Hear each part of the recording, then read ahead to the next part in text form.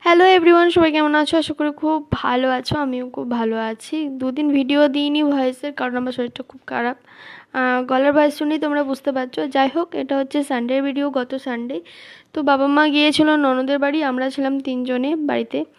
তো আমরা ঠিক করছিলাম যে আজকে একটু নার্সারিতে যাব। আর যেহেতু আমার প্রচণ্ড চুলোটার সমস্যা চলছে, তো যার জন্য বলে একটু ম্যাসাজ করে দিতে বললাম ওকে। তো ম্যাসাজ করে দিয়ে চুলটা আঁচড়াচ্ছিল, ও খেয়ালই করে নিচ্ছে আমি ভিডিও করছিলাম।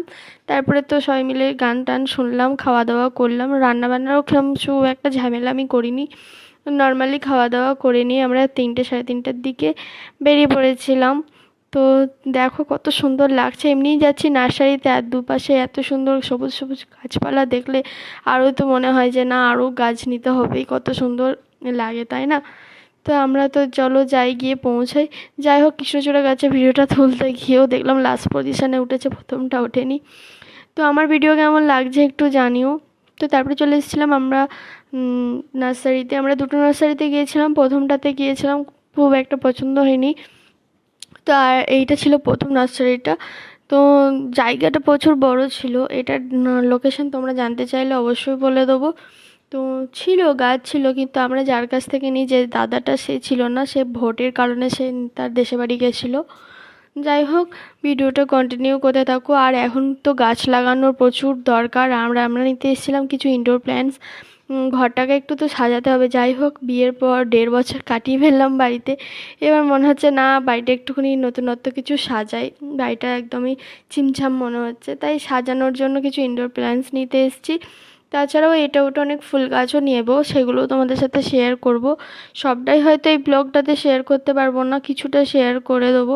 আর এটা হচ্ছে সেকেন্ড নার্সারি যেখানে গিয়েছিলাম, যেখান থেকে আমরা বেশিরভাগ আজকে গাছগুলো নিয়েছি। তো আজকে কী কী গাছ নিয়েছি চলো বাড়ি যাব, বাড়ি গিয়ে তোমাদের সাথে শেয়ার করব।